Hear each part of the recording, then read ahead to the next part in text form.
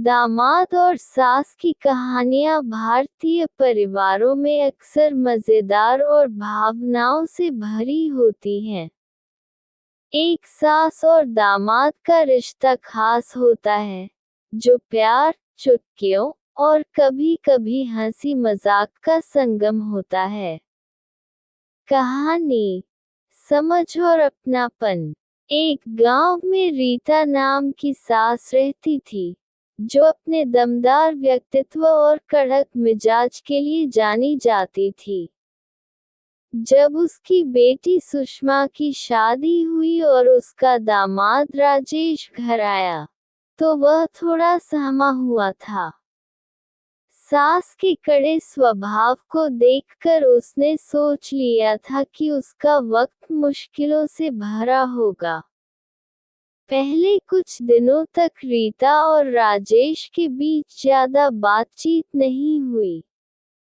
रीता अक्सर छोटी छोटी बातों पर टोक देती थी, लेकिन राजेश शांत रहता और हर काम पूरी ईमानदारी से करता। एक दिन राजेश ने सास के लिए उनकी पसंदीदा मिठाई बनाई। मिठाई खाते ही रीता के चेहरे पर मुस्कान आ गई। उसने कहा, तुम तो अपने ससुराल वालों का दिल जीतने में माहिर हो।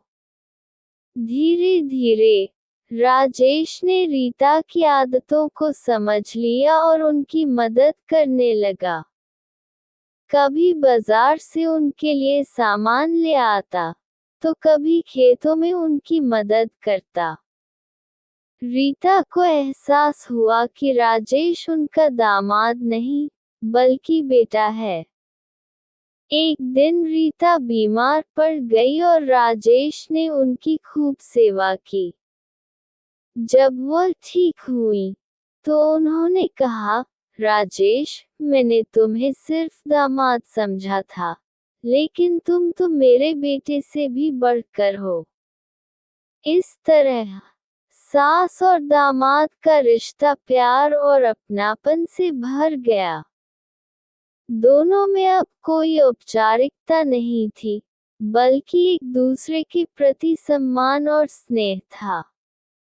निष्कर्ष, ये कहानी बताती है कि रिश्तों में समझ और धैर्य हो, तो सास दामाद का रिश्ता भी दोस्ती और परिवार की गर्माहट से भर सकता है।